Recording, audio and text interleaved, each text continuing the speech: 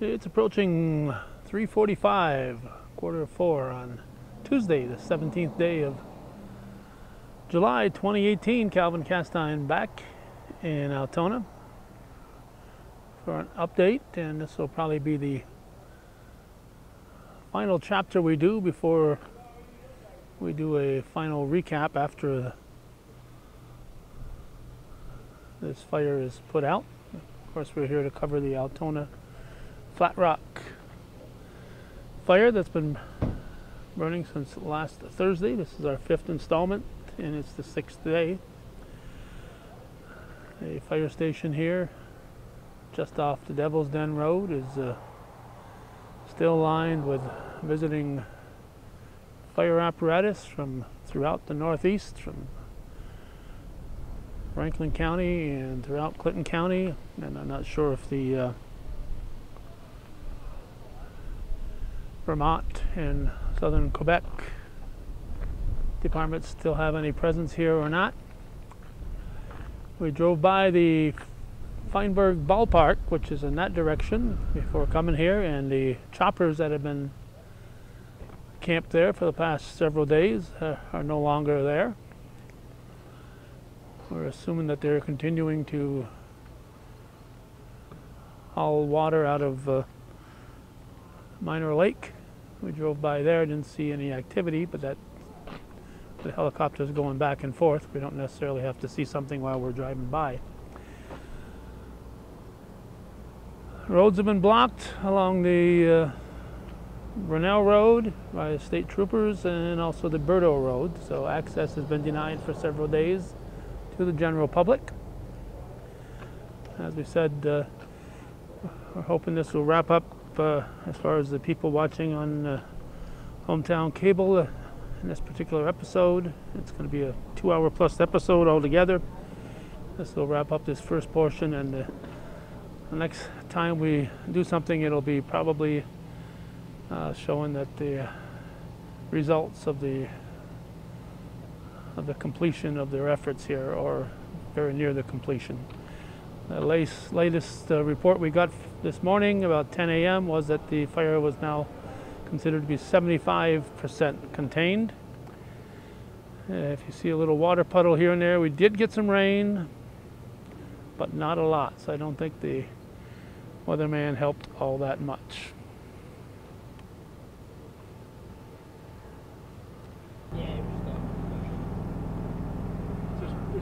11:31 a.m. is the date on this time, I should say, on this latest report. This map is a little better than what we saw yesterday. It is showing the Brunel Road. Yesterday it was kind of indicated that it was the Rock Road, which was wrong, but it's the Brunel Road. If you're coming in from Scioto, heading into Altona, the Joe Wood Road is on your right and the Brunel Road is on your left, and if you're leaving town, just vice versa. Brunel Road makes a turn and it comes down this way, and that's where the headquarters were for that, not the headquarters, but their staging area for that first couple of days, and they're probably still using that as a staging area. The Devil's Den Road is here, and the Berto Road comes off the Devil's Den Road and ties into the Brunel Road. So this is the area of the fire, and of course the Rock Road runs down over here. You see this area here. So there's two ways for the road, the public to easily access it. One is that corner up where the Devil's Den Road makes a curve, and if you are coming from the Military Turnpike, you can go straight at that intersection. You want to enter the Berto Road, and the Berto Road takes you to the Brunel Road, and then the Brunel Road to the area where the fire has been. So we're hoping for an update, and we'll report as soon as we can. We are now leaving the fire station, and Hemingford has been standing by here along with I know Champlain, Chris Trombley was telling me, also standing by. We're in the truck with, we're in, what's it, number one? What's it called? Car one. Car number one. All right, we're in car number one with Eric Day, the head of Clinton County Emergency Services. And he's going to take us back as far as this his vehicle will allow. Obviously, we can't go as far as we could if we went a foot, or if we went with a little four-wheeler type of vehicle, but it will give us a little inside view. Yeah, absolutely. Chris was telling me that here on this Tuesday the 17th, we're close to wrapping up for the most part. Clinton County's need to be here in such numbers. Is that correct? Yeah, so after today's operations are complete, which probably about 6 o'clock tonight, the crews are going to come out. The plan for tomorrow is to not utilize any local resources. So the DEC Forest Rangers will still be here in force. There's 18 to 20 of them. I believe they're still going to continue to use the Department of Corrections crews that they've had. But as far as needing the brush trucks and tankers and manpower from local fire departments that have been working for 6 days now, some of them, and then some of the others that have cycled through, they're going to haven't ordered any of those resources. So that's gonna lighten the load on the local response. Yeah, these local guys are all volunteers, and it's I'm sure putting a strain on their work and their home lives and everything else now. And of course the auxiliary has been here right along too, and some of those auxiliary members aren't as young as some of the firefighters are. That's true. A lot of hard work and a lot of hours by a lot of people, all volunteer, and certainly the Rangers. We're coming up on a New York State DOT crew loading up heavy equipment that they're done with. A lot of paid folks here too have done a lot of hard work, but yeah, I mean, a lot of time spent with volunteer hours doing everything from firefighting to hauling gasoline in and out of the woods for equipment, changing tires, bent rims on trucks, and preparing meals and lunches to go out during the day, and all of that stuff. I know there'll be a report shortly. I think he waved you on. I think he saw that you were there. You were. So. No, he's good. He's good. Yeah. He doesn't know who you are by now. I guess we're all in trouble. I know the latest report I got around 10 said 75% containment. Are we ready to? I know there'll be a report issued probably within the hour. Any idea roughly what they'll be saying then? Well, I think they're real close to calling it 100% contained. Wow. The dozer line around the perimeter is in place to reach the goal of 100% containment. The crews have been working inward towards the fire or into the black area from the dozer line at least 100 feet all the way around the perimeter. And when they clear that 100-foot loop all the way around inside the dozer line, that's the goal to say that we're 100% complete on or 100% contained. That said, there may still be fires burning inside. Yeah, they've got those little smoldering pots there. You walk by and you see a little bit of smoke coming up out of a given area. Yep, hot spots here and there, or a stump of a tree. Certainly, and some of those may smolder or burn for days, could be weeks. The Rangers will continue with their staff for the next 2 or 3 days with the elevated number, and assuming things look good along the way, then those numbers will reduce down. But they'll likely have 4, 5, 6 Rangers on this for a couple of weeks. Now, was this here part of a controlled burn right here? Some of this area along here was burned out on purpose originally a couple of days ago. Or on the Berto Road. On the Berto Road. Further down here, you'll see an area where there's a home here, and they went basically around it and did that to protect the home. Yeah, it's been a little breezy, but fortunately no real strong winds. And another unfortunate thing is that the rain we got today was kind of mild. Yeah, we were looking. I don't think we got much more than about a 1/4 inch of rain here in Altona today, which, you know, it certainly doesn't hurt it, but it wasn't what we were hoping for. Yeah, I know the areas to the south have been inundated with rain all day long, and of course they've had some lightning strikes down there too, which we wouldn't want to get into, but Yeah. we could have used that rain for sure. All right, so all this was not like this when I came down this my initial trip down here. Came down here, then hooked up with the Brunel Road, and of course all this Berto Road was nice and green at the time. So, but I did notice on their map that this is an area that they had deliberately burned off to set a little perimeter around. So if you control the fire, then the fire can't spread past that controlled area. That's right. Once it's burned once, it generally doesn't want to burn again. So this is a fire break that goes up and around this property up in there, created with a dozer, and then obviously the other side of it is burned off, the non-occupied side of it. So that's all part of that perimeter line that's been put around the fire area. All right, we're now going to tie in with the Brunel Road, and as I mentioned earlier on this particular episode, the other end of the Brunel Road ties in with the Minor Farm Road that comes in from Scioto to Altona, right at the post office. Yes. This is so up the end of the Brunel Road here. This is where the initial response was on Thursday. Right. Which you were here then. Yes. This is where the Altona Fire Department started out, and everybody initially grew from here, and then the secondary access is all done over on the Rock Road. Well, obviously you would have liked to have had it done within 24 hours, but all things considered, I think you have to be happy with how it's turned out, even though it may have taken a few days longer than what you had hoped for initially. Yeah, I think given the scope and the potential here with such dry conditions and the material, you know, the terrain, a week is a pretty reasonable time frame for getting this thing taken care of.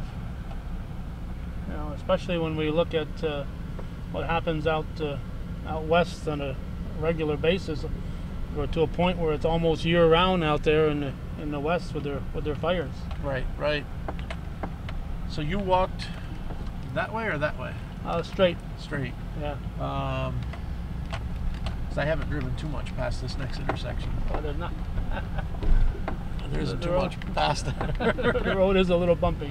It's rough. Yeah, this here, of course, wasn't burned at the time either. This was a part of the controlled burn. Right, this was burned off.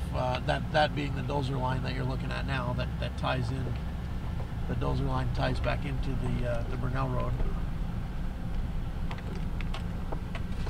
And from what I was told yesterday, I was a little concerned about, and I had many people mention it to me that you know, with this flat rock, there's a lot of cracks and debris that gathers, and or there might not be any evidence on the top. There might be areas below that are still smoldering. But the spokesman yesterday said that when they put that dozer line in, they go down. They flatten that rock right out. The dozers. It's hard work on the machine and hard on the operator.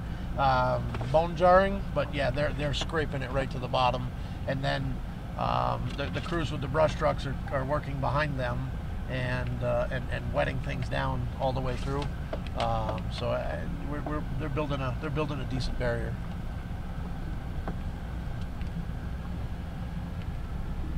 After all the smoke has settled, as I mentioned to you a couple days ago, I want to get together and if people got any photos or stuff that they'd like to share, I'd be more than happy to include them in that. Let's step outside. Yeah. All right, we are outside. Eric's got to get on his phone here. He's a busy man, as you might expect. Obviously, some evidence that people use this area on a regular basis. But there's a little area here which we were speculating might be just a little beaver dam has made a little inland body of water here.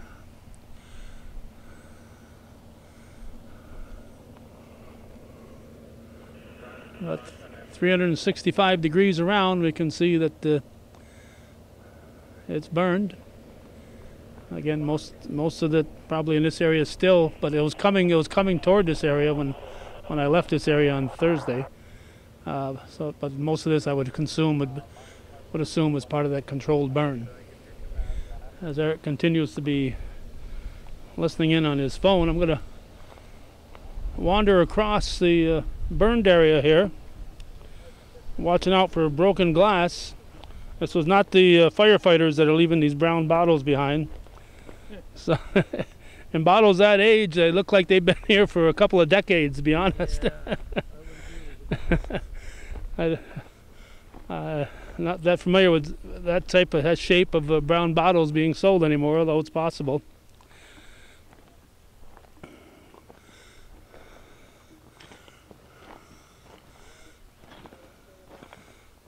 But this is why they call this the Flat Rock, and I'm going to assume that there aren't too many people that have grown up in Altona that haven't found their way in here and roamed around here in their youth, not in their adulthood, Eric.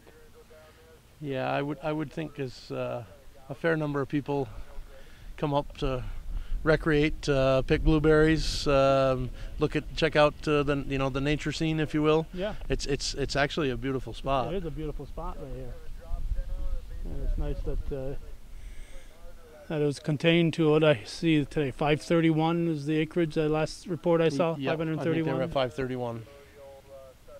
And the 57 fires we mentioned several times was over 2,000 acres consumed. So this would certainly have to be a success. But of course, 61 years ago, they didn't have the equipment or the way to communicate with each other that we have these days. Yeah, certainly didn't have the abilities in equipment, communications. Probably didn't have the number of people we have either. We've got 22 fire departments in the county currently, within the county, and of course, plenty of neighbors. We were trying to figure it out this morning. We were actually talking about that. I think there might have only been about 14 departments in the county at the time. I don't believe there weren't really that many that were very close. Probably the numbers in the departments were greater. I would almost be certain that they were. I would expect the same. Each department. I would expect the same. I mean, most departments now are somewhere between 20 and 30 members that are actively responding. And yeah, I'm sure the numbers were double that, if not more. And there are still being fire departments incorporated or set up back in that time period. I'm not sure when. I think Cherubusco might not even be that old at this point in time, or close to that age. Cherubusco was probably right around there. I know Cumberland Head was 1960. My own fire department, South Plattsburgh, was 1959.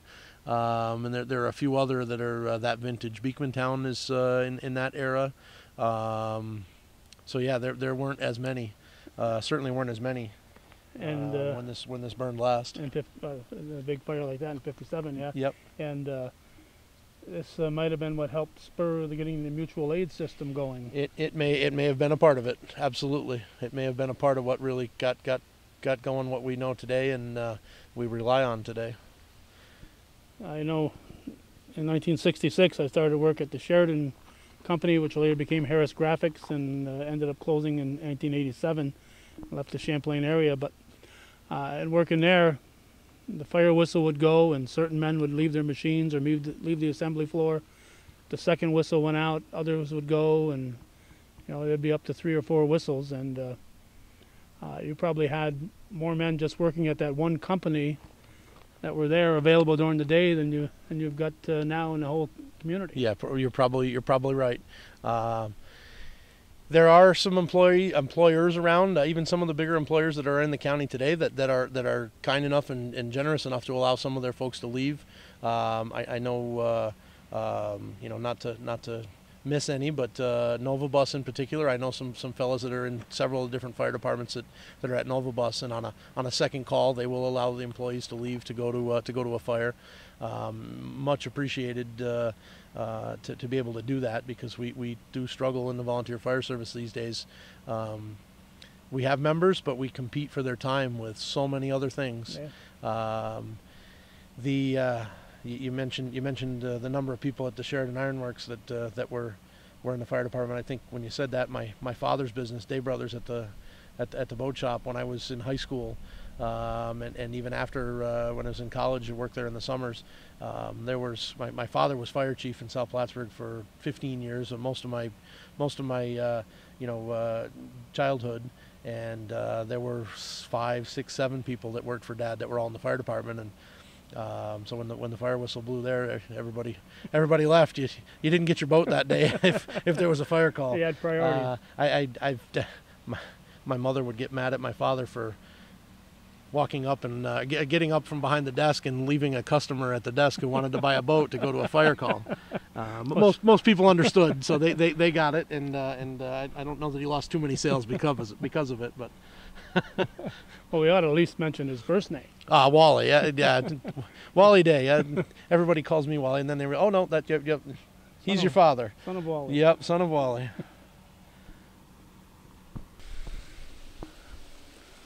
We've come ahead another few steps just to get a little higher view here, but all this here will grow back, and wherever there are blueberry plants, I guess they'll be thriving now from what the people in the community tell me.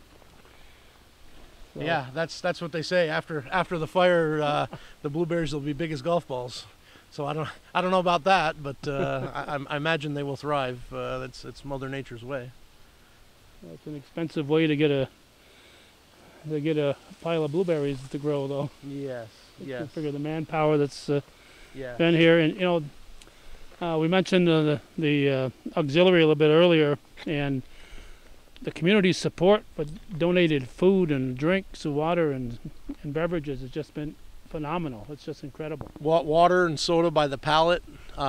People have brought in dozens and dozens of eggs, cookies, cupcakes, sweets, candies, you name it, have been brought in and donated. And then the auxiliary, I know they've made a number of trips to Sam's Club and picked up food. And of course, Shane D&D has been right there cooking, and I couldn't tell you what he's donated, but I'm sure he's donated quite a bit to the operation, and fed some people really well between him and the rest of the crew working in there, the fire department, auxiliary, and the other volunteers that have helped them. Yeah, and there were other stores locally that have donated. We'll try, when we do our follow-up, we'll try to get their names in there so we can not overlook any more than we have to overlook. I don't know. I honestly don't even know any of them. Yeah. I know there was a truck there yesterday that somebody said came from Lowe's and dropped off water, but that'd be about the extent of my knowledge on that currently. Right. Yeah. You've got other things on your mind besides. Yeah. Not that you look like you've skipped any meals. I don't miss too many. As someone who hasn't skipped any, I can say those things. That's right. That's okay. Yeah, I hear you. All right, so we're going to look at a jack pine, and don't go away. Before we get to that jack pine, we'll show where the dozer has come through here and cleared off the top. And Eric and I were just saying off camera that what we're seeing here, you would have seen here prior to the dozer coming through here. And as you see beyond where the dozer came, there's more of that stuff growing, but this isn't very deep, as you can tell. It's not what we would call topsoil underneath there. But if you watch the show we did with Dave Franzi, you know that it takes centuries for all this stuff to happen. And we're actually kind of on the edge of the flat rock jack pine ecosystem, right? If you will, because there's jack pine there, and then more deciduous trees. More deciduous trees in front of us and beyond. So presumably the rock is diving down here, and there's more soil over there, more common to, your backyard and mine versus the arid rock and moss surface on the flat rock itself. Yeah, there's a glacier that came through here about 10,000 years ago, and scrape. Yeah, and that's what created all this, and the gulf up in Moore's Forest. Right, the gulf. Yep. All right, let's go see if we can find that little jack pine bud. Yeah. Earlier today, we saw on Facebook some photos of of this, and I thought maybe it was some kind of a flower blooming, but this is what the pine cones look like when they open up. Those jack pine cones, this is what they look like, and then they drop their seeds onto the ground, and there comes, and of course this is very fertile right now as far as what they want to do. Absolutely, they'll drop the seeds and rejuvenate the species. Yeah, on the rock road on the other side of the fire, there were a number of trees with the cones that I noticed the other day that are closed right up tight. And then today, as you mentioned on Facebook, I saw a picture as well, and I said, "Oh, that's interesting." And sure enough, we're up here right now, and there's several trees with the cones popped right open because of the heat. We got some that didn't open here, and right next to them are these here. The heat, yeah, the heat is what opens these up. And that's what these jack pine need to. I'm wondering if some of the ones that are darker colored that are open must be from previous season, maybe, that are still hanging on the tree. I'm not sure. Yeah, I don't know. Or maybe just didn't get hot enough for them to open. You know? Yeah. But seems like just every jack pine in this area has sprouted a few of those. Yeah, there's dozens of them. Oh yeah, Start look looking that around. way. Yep. Could easily spot 100 if we started counting 100 plus. Oh yeah. Without going very far. So, Mother Nature at work. Yep. Mother Nature's beauty in a disaster. Yep. All right, we are in car number 1, even though car number 1's not a car. Right. As Eric just pointed out to me, this is what the fire looks like, and this is what it looked like before the fire. So we got both worlds here in one view. Again, fortunately, the fire on the left here was a controlled burn, and I'm sure these people that you were used as a staging area must have been a little nervous at one point. What you looking at? Berries. Oh, berries, blueberries. Yeah. Oh yeah, I got some blueberries growing already here. I'm sure the natives will be out here very shortly to harvest those. Or the birds. Whoever gets there first. Yeah, there's some coming right along. Yeah, big staging area on the first few days, and obviously still is today. So. Yeah, it's the end of a dead end road, so they're probably not used to getting much company down here. So. No, a few people getting lost and turning around, but you're right, probably not too much company. Well, there's the snowplow turnaround right here.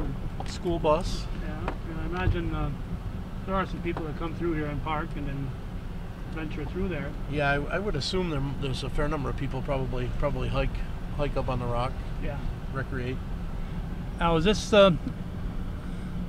state forest land, or has that been determined, Eric? Well, some of it certainly is state forest. I believe some of the property that was involved in the fire also belongs to miners,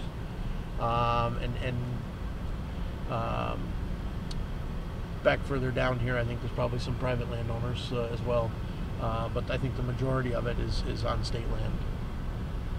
The majority of the 500 acres.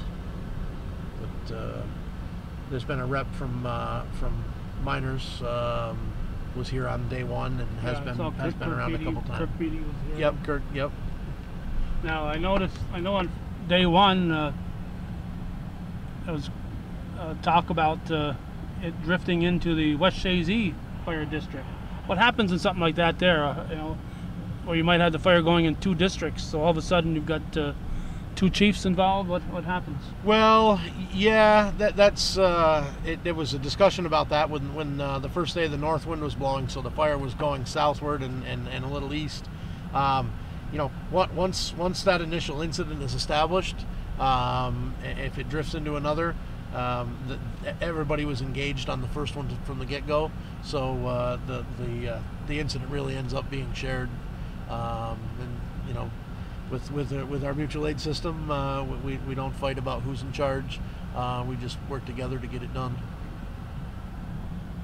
Yes, and as we pointed out, that first day or two, the local fire chief is actually the person in charge. The Clinton County emergency services is here to help and do everything you can to facilitate the fight. Yeah, that's right. We work with the fire chief to help them get resources they need, coordinate those resources, but ultimately the local fire chief is the authority having jurisdiction. So the fire chief and the Altona Fire District in this case are the owners of the incident, if you will. It's on state land, and generally, with wildfires on state land, obviously DEC gets involved, thus their participation, and we all come together and work as a team to put things out. And as it stands right now, after today, DEC, the forest rangers, will be doing 95% of the work here, where it won't be quite shared as equally anymore. And as we mentioned, it's, all the volunteers are putting in their time and missing days of work and maybe using up vacation days and sick days and so on. I'm sure it's a welcome relief for those guys. Absolutely a welcome relief, and you're right. Get back to normal activity, back with your families, back to work, we had the crews here over the weekend, so a lost summer weekend with a beautiful weather. So the volunteer crews are happy to get back to their normal lives. On top of that, normal responses. So they're all going to fires every day anyway. Fires, EMS calls, car accidents. On Sunday evening, large fire in Chateaugay over in Franklin County, which drew 25 or 30 firefighters from Clinton County. It didn't diminish the efforts here at Altona. Everybody that was here was still engaged and working here, and we reached down as far as Plattsburgh to take fire apparatus and members, firefighters, up to Chateaugay to help fight the fire up there. Sometimes it's a busy world. Now there's a case of overlapping emergency services, because I would assume that companies like Cherubusco, maybe Ellenberg Center, maybe even the depot, might also be part of the Franklin County mutual aid system, or what? How does that work? Well, each county in New York State maintains their own plan, or their own plan of their own response internally. And then response does occur, though obviously there's not a wall between the counties. So sure, Cherubusco, the depot, the center, Saranac a little further south, Los Angeles Forks, they migrate back and forth across the border routinely for mutual aid. In the case on Sunday with the fire here in Altona, we actually had Franklin County units working here at the fire with Clinton County units, and then we had Clinton County units going to Franklin County because their people were here. So it was a shell game almost, so to speak, but not one that we couldn't handle or couldn't work with. And we've got, as we mentioned off camera, we've got 2 countries and 2 states involved with our local mutual aid, and you've got Alberg and Isle Mott that regularly come over, particularly with Rouse's Point, Champlain area. And you've got Lacole, Hemingford, St. Bernard, Hemingford, Lacole, and St. Paul routinely come down.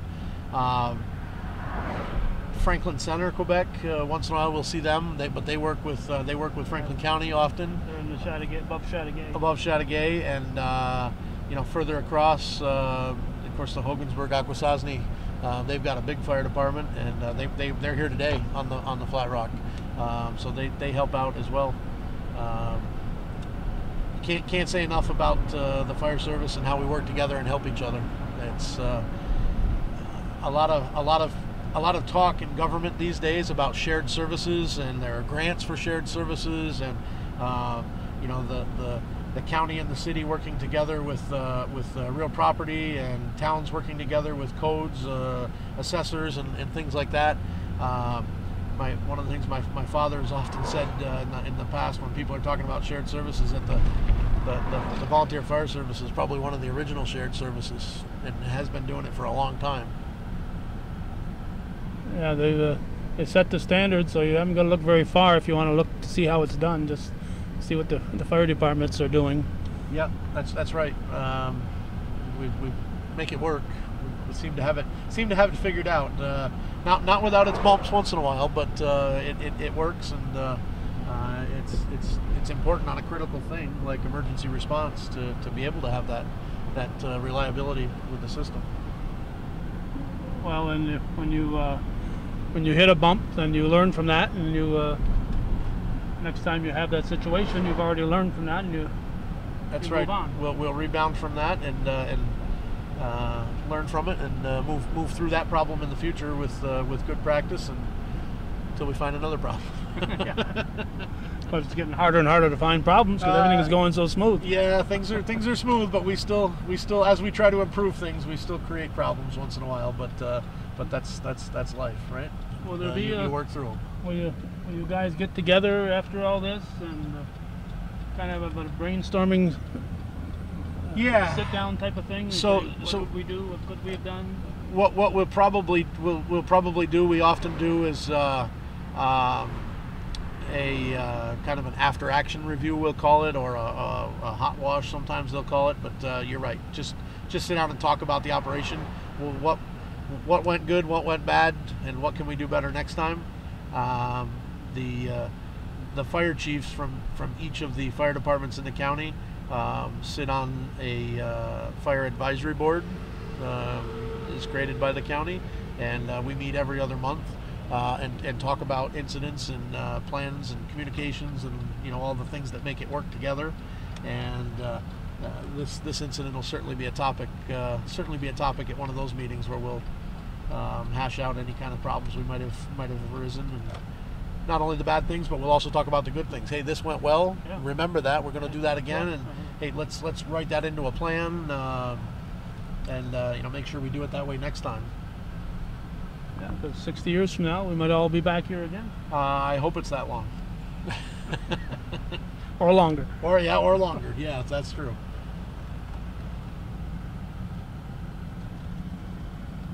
That long or longer. So unless something surprising suddenly pops up, this will be our end of our video coverage. We'll continue on Facebook and to share any updates we get from here, written updates. But as far as video, this will be it. Our intent now is to do a follow-up after all is said and done, and we also want to get people together who were around here in '57 and do a separate story on the devastating fire of 1957 that took place here. So Hometown Cable's look at the Altona Flat Rock Forest Fire, July 17th, 2018. You're watching viewer-supported local television, Hometown Cable. If you appreciate the effort that Hometown Cable goes through to bring you programming like this and all the ball games and other important board meetings and history that we cover and uncover. We need to hear from you. We need viewer support to keep this programming coming, and unfortunately a very, very small portion of the public is supporting our efforts. And we can't close without echoing again the outstanding job that the state workers did, but also the volunteers that showed up here. And not just the firefighters who are out in the line, but the auxiliary members who are here, and all the community has stepped up and made sure these people were fed and things went smoothly when they were able to come in off the fire line. Thanks for watching and supporting viewer-supported local television, Hometown Cable TV. We think is worthy of your support.